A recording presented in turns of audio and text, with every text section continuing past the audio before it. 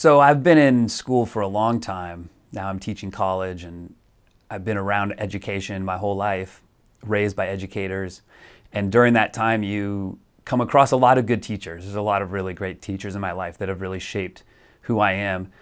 I have dyslexia, and Miss Pritchard was an amazing teacher in teaching me how to read. And TKO was a brilliant teacher in college. But today what I want to talk about, especially in this day and age where there's so much uproar about CRT and these kind of manufactured outrage against teachers teaching in the classroom, I want to talk about Mrs. Rosevear. Miss Rosevear was my junior high school English teacher.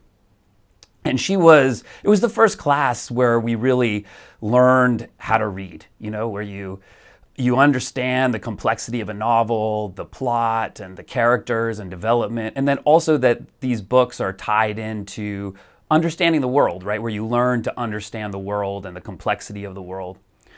And I grew up in the Pacific Northwest and from a family where my dad was in the timber industry. And Miss Rosevear insisted on teaching Sometimes a Great Notion by Ken Kesey, which is a very strange and convoluted book that comes out of the turbulent 60s, has a lot of coarse language, a lot of really tough themes. Is a masterful book, but one that just took a lot of courage to teach, right? That Ms. Rosevear would always have pushback against teaching that class, teaching that book, because of the themes, the language, the way that it's written in its stream of consciousness. And but she always taught it, and she taught it as with great intensity. And we spent a lot of time thinking about that book and what it means, what the messages of the book were, how it fit into our lives growing up in the Pacific Northwest.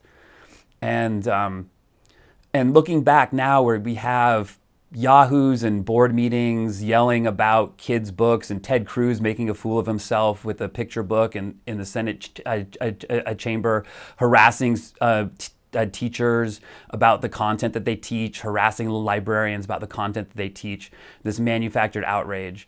I keep thinking about the just incredible courage that Ms. Rosevear had for teaching this book, and what an incredible importance it had on all of us, on everyone in that classroom. And I think that it's to remember that teachers teach because they know what's best for their kids, what's best for the students, and they have a lot of expertise, and that we should be giving the freedom to our teachers to be able to teach what they think is best in the classroom. And when you do, you can have these amazing experiences like Miss Rosevear, teaching us the complexities of the world that we are about to enter. She's a remarkable teacher.